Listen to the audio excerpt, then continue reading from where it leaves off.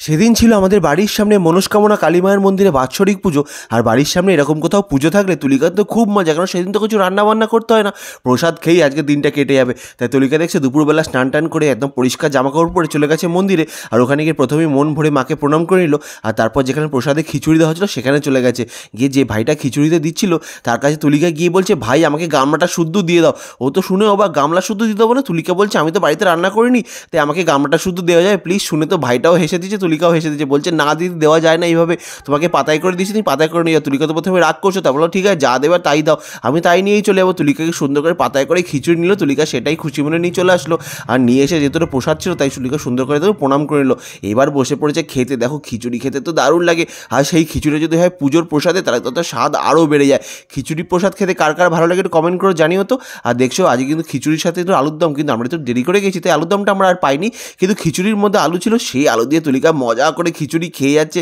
খিচুড়ি খেতে কার কার ভালো লাগে অবশ্যই কমেন্ট করে জানিও। আমার তো খুবই খেতে ভালো লাগে, কিন্তু বউ তো আমাকে দিচ্ছে না।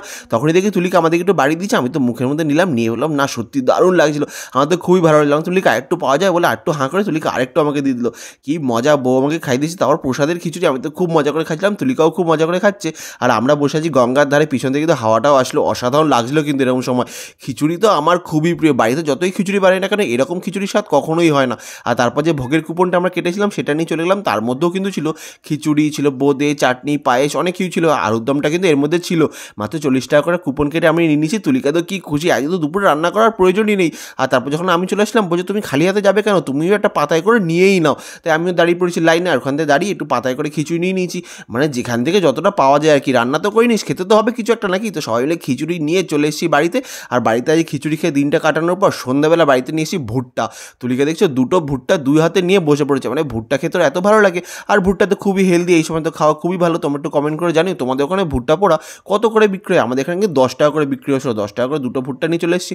আমাকে তো একটা তুলিকা দিচ্ছেও না, বাবা মা দুটো আলাদা করে খেয়ে নিয়েছে, আর আমারটা তুলিকারটা দুজনেই তুলিকা হাতে করে নিয়ে বসে পড়েছে, দুটো ভুট্টা একসাথে বসে খাচ্ছে। আমি তো বোকার মতো ক্যামেরা ধরে দাঁড়িয়ে আছি, আর তুলিকা দুটো ভুট্টা একসাথে নিয়ে খাওয়া শুরু করেছে। কি মজা যে পাচ্ছে ভুট্টা খেতেও।